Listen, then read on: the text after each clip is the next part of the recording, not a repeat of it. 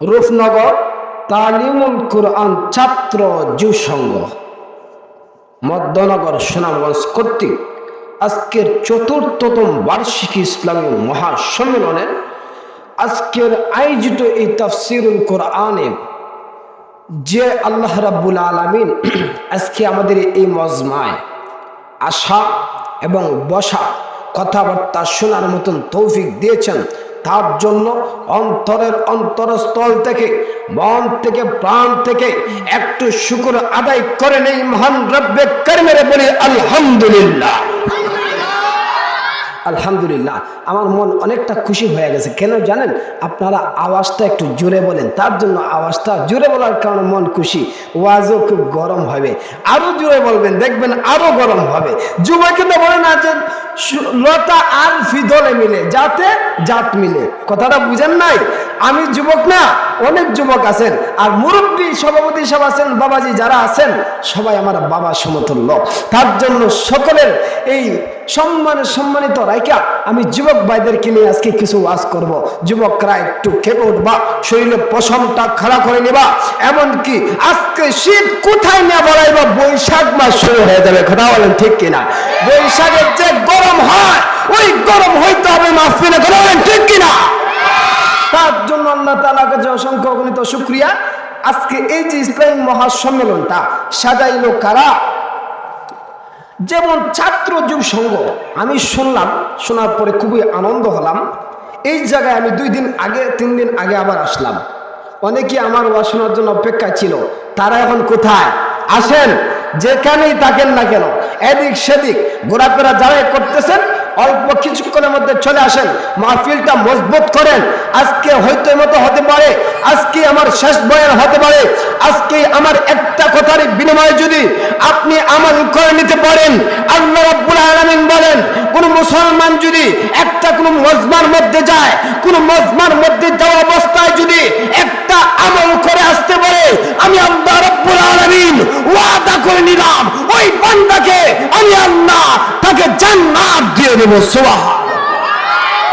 তার জন্য যারাই এদিক সেদিক ঘোরাফেরা করতেছেন, রূপনগরবাসী আপনারা দ্রুত বেগে চলে আসেন, দ্রুত বেগে চলে আসুন।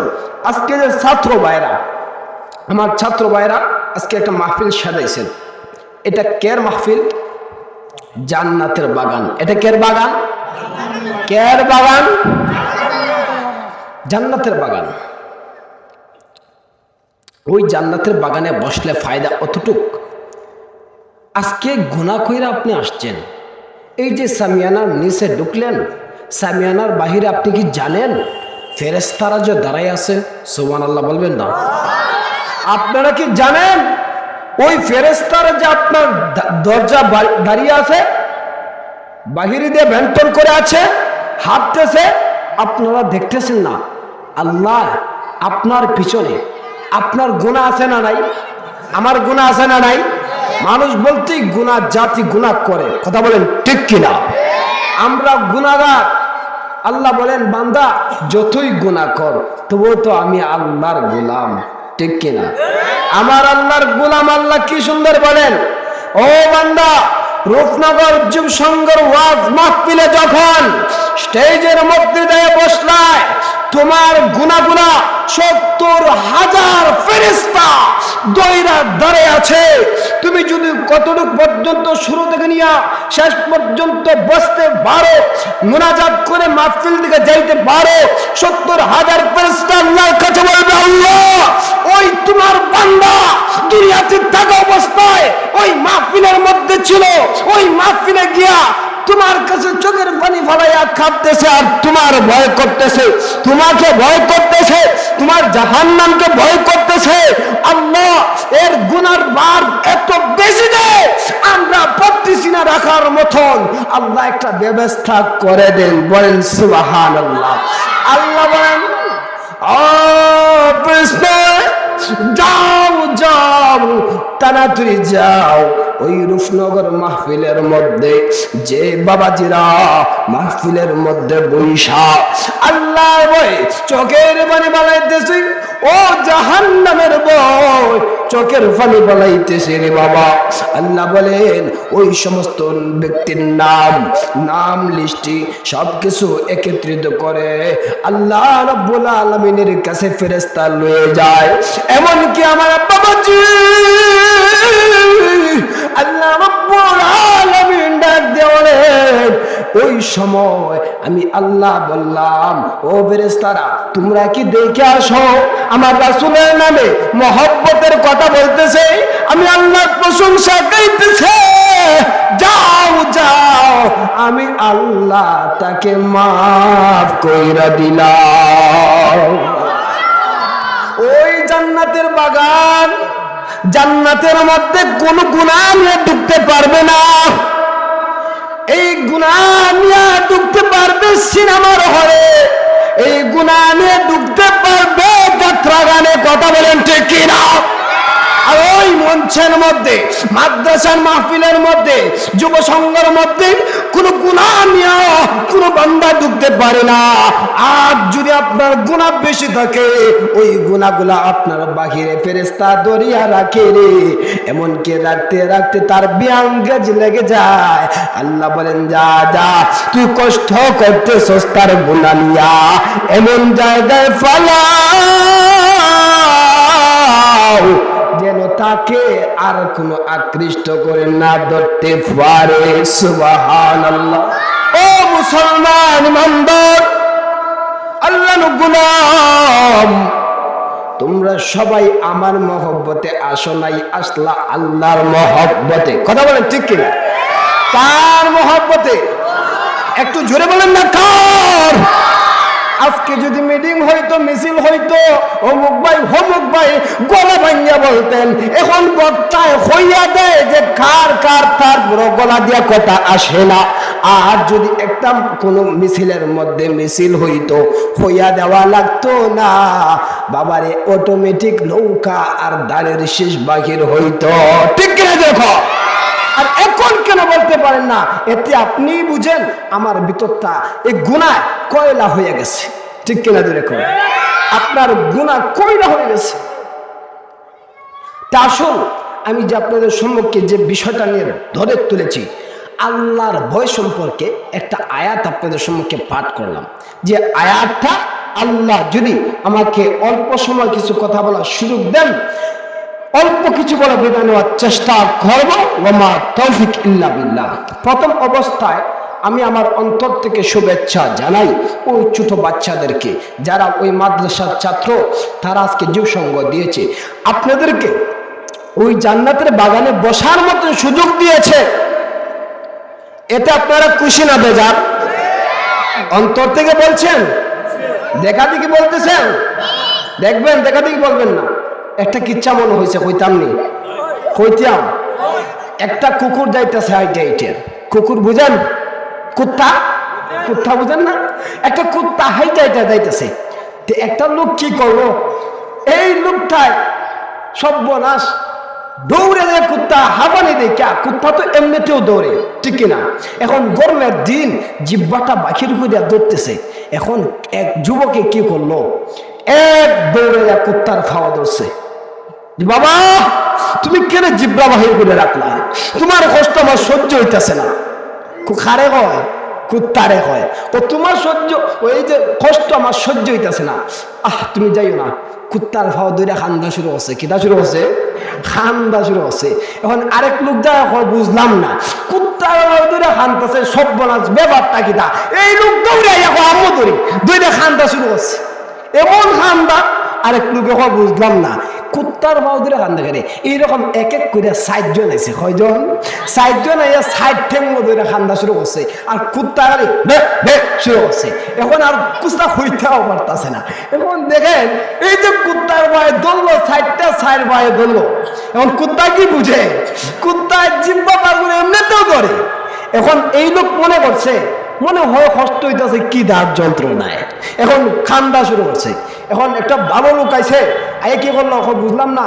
একজনে না দোষ করলে যদি একজনের সাক্ষী যদি ৩-৪ জন না থাকে বিচার হয়। সাক্ষী দরকার আছে না নাই? সাক্ষীর দরকার আছে। এখন একজনে যদি কুত্তার পাও ধরে খান্ত মাইনারি তার ব্যাপারটা কি তা, এখন দেখা যায় 60 জন 60 টেঙ্গো, বুঝলাম না কি করলাম না, বুঝলাম না। তখন যাই আরেকজন আইছে, আইয়া আরেক লেঙ্গুরও ধরছে, কয় আর জায়গা নাই লেঙ্গুরও ধরি। এইভাবে আস্তে আস্তে 7-8 জন আইয়া খান খুন সব ঘুরে দিছে, খানও ধরে টানতেছে। কুত্তা কয় আমার 12টা বাজালিছে, এখন কোনটা করুন যায়। আচ্ছা, এই কুত্তায় যে ফাও ধরে খানতেছে, প্রথম লোকটা ওই লোকটারে এক লোকে জিজ্ঞাসা করলো, ও ভাই এই যে ফাও ধরে টানতেছ খানতেছ কারণ কি তা? তারে জিগাই, তারে জিগাই, ও তারে জিগাই। এখন হেরে কয়, ও ভাই তুমি কান্দ করে? কয় আমি জানি না তো, ওই আর দেখা দিকে আমি কান্দাছি। ওরে দেখ, ও ভাই তুমি কান্দ করে? কয় এরে জিগাই। একজনে আরেকজনের জিগানো শুরু হচ্ছে। লাস্ট পর্যায়ে লোক প্রথমে বললো, ওই লোকের কাছে যাইলো আর বললো, ও ভাই আমি তো বুঝলাম না আপনি খানবেন কেন? খুব বুঝদায় না, ফেরো কি দা লাগছে কুত্তার, জিব্রা বাহির করে দৌড়তাছে, আমার কষ্ট সহ্য হয়েছে না, তাই আমি কান্দতেছি। আমার দেখা দেখি এরা কেটে কান্দে, আমি তো কান্দতেছি আমার এই কারণে, এরা কেটে কান্দে। কথা বুঝছেন? এখন আমাদের সমাজটা ঠিক এরকম হয়ে গেছে। আজকে আমি যেমন আমার মসজিদে বললাম, যাত্রা গান আমার সমাজে হইতে পারবে না। শুক্রবারে বললাম যে যাত্রা গান হওয়া নিষেধ, কে কে যাত্রা গান দিবেন হাত তোলা দেন। কেউ হাত তোলা দেয় না। তখন বললাম কে কে ওয়াজ মাহফিল দিবেন হাত তোলা দেন। একটার বাকি আরেকটা চায়, এদিকে তাকাই পরে হাত তোলা দেয়, দেখে সবই দিছে, বিপদ ঘটবো না হয়ে সব বোনা। হুজুর খুব ঝামেলা, খুব বেজাল্লা হুজুর, সব বোনা। যদি সমস্যা করে তো খুবই ভয় হাত তুললাম না, খালে এমএমএ সাই হাত তোলা দেয়। তখন আমি এই শোনা, হাই শোনা, আমার কথাটা বোঝার চেষ্টা করো। তখন আমি বললাম যে এই যে ওয়াজ মাহফিল দেওয়ার জন্য সবাই হাত তুলতেছেন, দেখা দেখি না মন থেকে। আপনাদেরকে আমি এই কথাটা বলতে চাই, আপনারা তো দেখা দেখি হাত তুলতেছেন না, মন থেকে দিচ্ছেন তো। তার জন্য এই কথাটা বলতে চাই, ছাত্র ভাইদের জন্য আপনারা বিশেষ করে মন থেকে দোয়া করবেন। কেন দোয়া করবেন? আল্লাহ যেন তাদেরকে দিনের দায়ী এবং খাদেম এবং ইসলামের জন্য তারা যেন কাজ করে যেতে পারে, এই তৌফিক আল্লাহ যেন দান করে। সকলে মন থেকে বলেন আমিন, আর যেন বলেন আমিন। আচ্ছা, ওই মেন আয়াতের দিকে চলে যাই। আমি যে আয়াতটা আপনাদের সম্মুখে পাঠ করলাম, শুনতে চান কি চান না? আল্লাহ কোরআনে কি বলেন? ইয়া আইয়ুহাল্লাযীনা আমানু তাকুল্লাহ।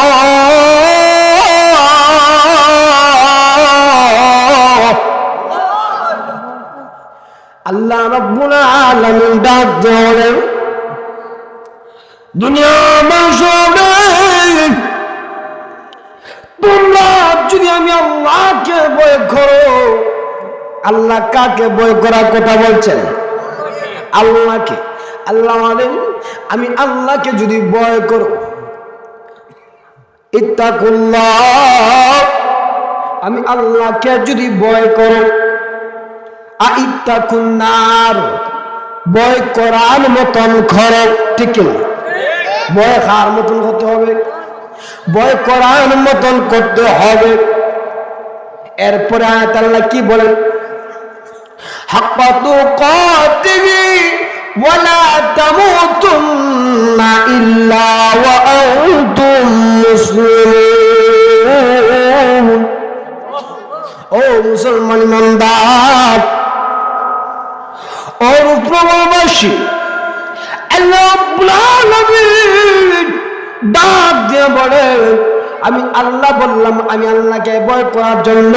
শুধু তাই না, আমি আল্লাহ রাব্বুল আলামিন ওই কথা উল্লেখ করে বললাম, প্রকৃত মুসলমান না হইয়া মৃত্যুবরণ করিও না।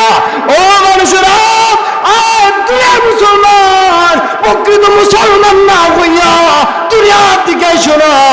ও আমার বাজান, আমার বন্ধুগণ, এমন বর্তমান অবস্থা, বর্তমান সময়ে দেখতে পাচ্ছি। আমি একটা ইউনিয়ন ভবনের মধ্যে একটা আইডি কার্ড নিয়ে গেলাম একটা কাজ করার জন্য। আর এই যে বর্তমান সময়ে 2-3 দিন আগে, তখন যাওয়ার পরে বলে হুজুর একটা বেজাল ঘটছে। আমি কই কোন বেজাল? এই যে আইডি কার্ডের মধ্যে মোহাম্মদ লেখা, এই আইডি কার্ড ওইতো না। বলেন না নাউজুবিল্লাহ। এই আইডি কার্ড মোহাম্মদ লেখা, মোহাম্মদ আব্দুল্লাহ, মোহাম্মদ উবাইদুল্লাহ, মোহাম্মদ কেফায়তুল্লাহ, মোহাম্মদ অলিউল্লাহ, এইরকম নাম যতগুলো আছে, যেমন আপনার নামে মোহাম্মদ সন্ডুয়ালি, মোহাম্মদ খন্ডুয়ালি, যাই নাম আছে মোহাম্মদ থাকতে পারবে না। তাহলে বুঝেন আল্লাহর ভয় আমাদের ভিতরে, আমরা তো ধরাই না, আমরা সরাইতেছি। কথা বলেন ঠিক কিনা? কারণ দেখেন এই ইসলামকে তুলে দেওয়ার জন্য অনেক ষড়যন্ত্রমূলক কাজ এই বাংলার জমিনে হইতেছে। এই বাংলার মুসলমান আল্লাহর ওলিদের দেশে, ওই মুসলমানদের দেশে এই রকম ইহুদি খ্রিস্টানদের চক্রান্তমূলক কাজ হবে, এই দেশের মুসলমান জাতি মেনে নিতে পারে না। কথা বলেন ঠিক কিনা? এই মুসলমান জাতি মেনে নিবে না। আপনার নাম মোহাম্মদ তুলে নিতেছে, আপনাকে হিন্দুর রাস্তায় দিয়ে দিতেছে, আপনাকে ইহুদিদের মতন নাম দিয়ে দিতেছে। মোহাম্মদ থাকলে কাজ হবে না। কোন পর্যায়ে দেশ চলে গেছে আল্লাহ আপনারাই বুঝেন। বুঝতেছেন? আমরা আবার বেশি বললেও ভেজাল, কারণ একটু বেশি বললে খবর হুজুর জঙ্গিবাদ টাইম দিয়া হইব, গুন্না গুন্না লাগাইয়া, যে জবর লাগাইয়া হুজুর জঙ্গিবাদ, হুজুর কিতাব। এখন একটু কি আমার দেখেছে হুজুর বিড়ি খাইবার কিতাব দোয়া আছে, তখন আমি বুঝলাম না বিড়ি খাইবার দোয়া তো আছেই। কোন দোয়া? আল্লাহুম্মা বারিক লানা ফিমা বিরিটানা।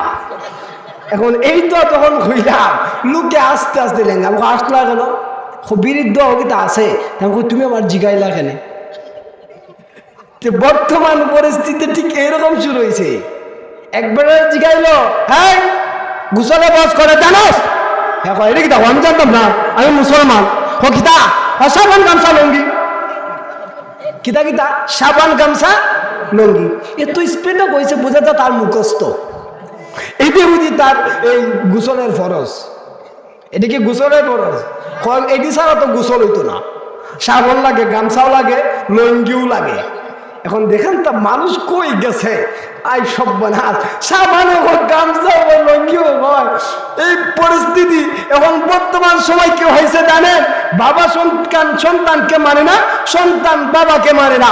এই সময় বর্তমান সময়, কথা বলেন ঠিক কিনা? উল্টা পাল্টা সময় হয়ে গেছে। কথা বলেন ঠিক কিনা? এক সন্তান রাস্তার মধ্যে দাঁড়াইয়া কি করছে জানেন? দাঁড়াইয়া প্রস্রাব করতেছে। দাঁড়াইয়া কি করতেছে?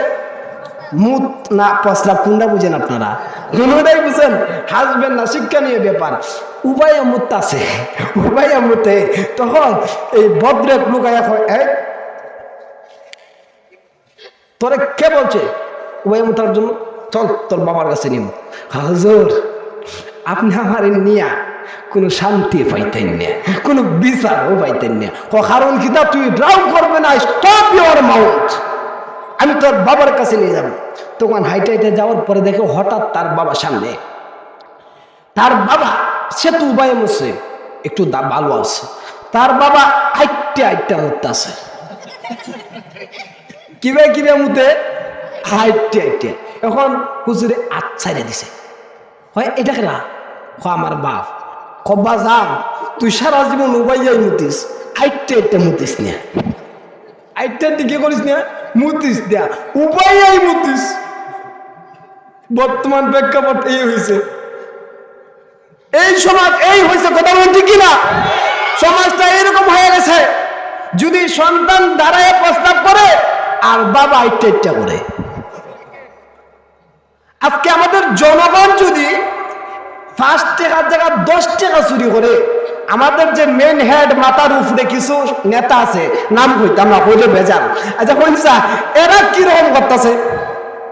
সীমা আছে, সীমার এখানে বাটপারি, সিটারি, বন্ডামি, ঠাউটারি এই বাংলাদেশ পরিণত হয়ে গেছে। কথা বলেন ঠিক কিনা? আমি কোন মানুষকে উল্লেখ করে বলি নাই, এই কথাটাই বলতে চাই। ইসলামিক রাষ্ট্রতে এইগুলা চলতেছে। কথা বলেন ঠিক কিনা? এখন আমরা রাইতের দিনে ওয়াজ কইরা বোঝাই, মানুষ বুঝে না।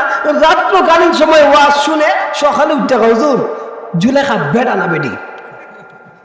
এতটুকু রাত্র ওয়াজ শুনলে সকালে কিতা হয়? জুলেখা বেড়া না বেডি। এরকম আছে না নাই? আরেকটা কিচ্ছা মনে হয়েছে, পরে যাই সাবজেক্ট ওয়াজের মাঝে কিচ্ছা না কইলে মানুষ হইতো না। আজ কিচ্ছাটা কইতাম নি না, আসতে কইতো না, আমি কইতাম না, কিচ্ছা কইতাম নি।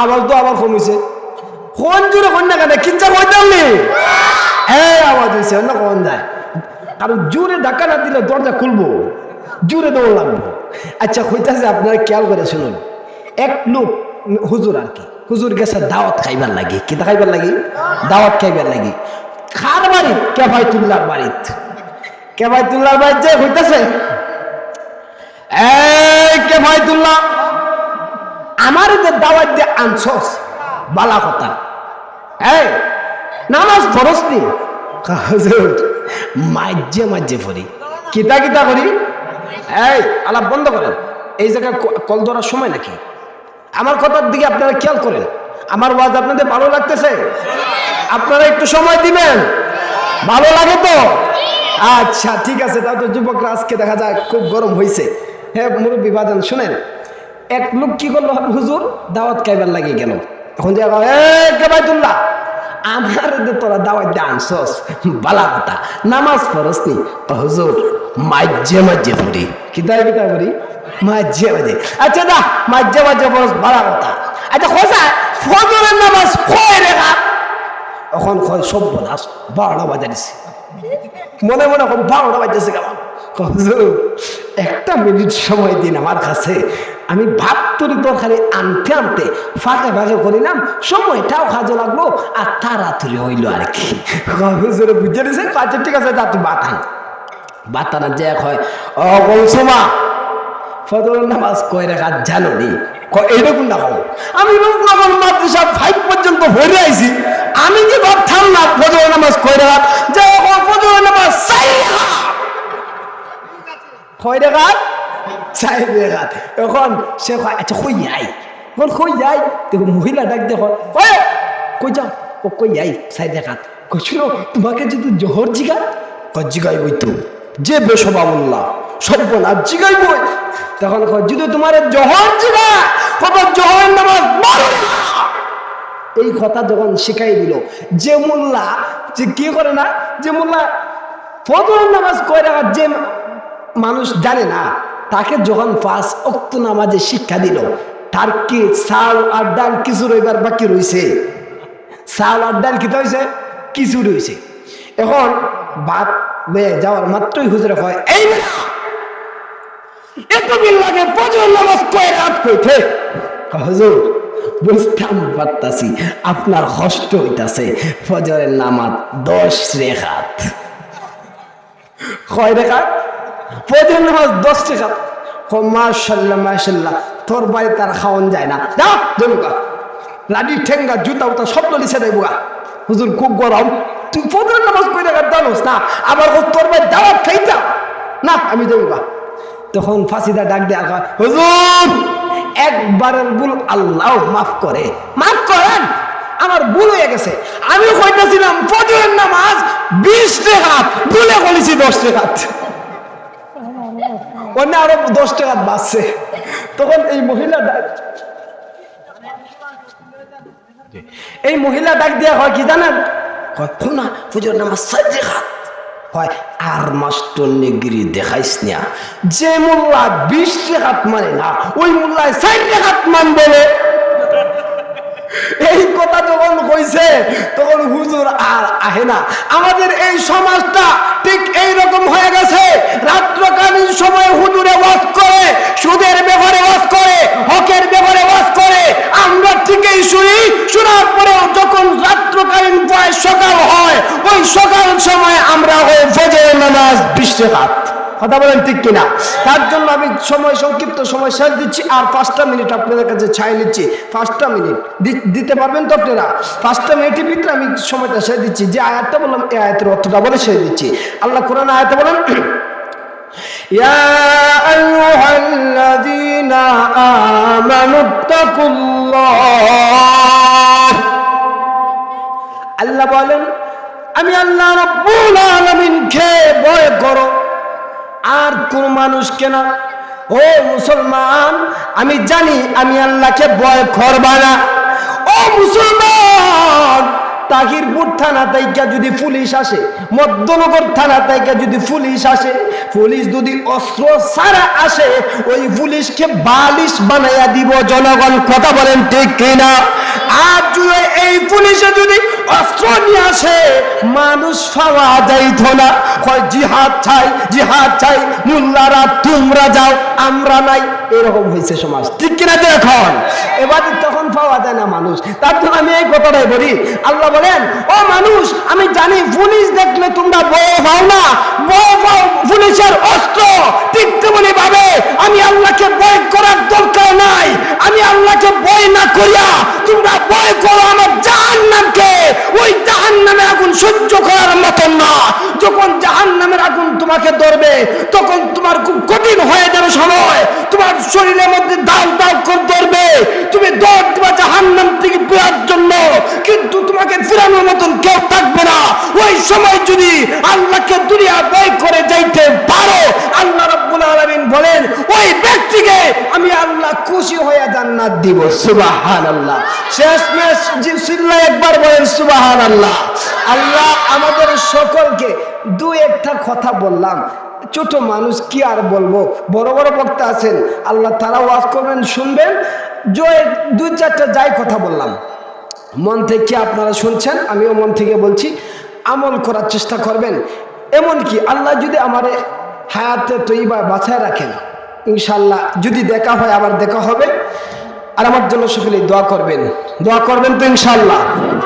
আমিও আপনাদের জন্য দোয়া করবো, আল্লাহ আমাদের সকলকে এই আমল করার মতন, কথাবার্তার উপর আমল করা, এমনকি বোঝার মতন তৌফিক দেখ। সকলে বলি আমিন।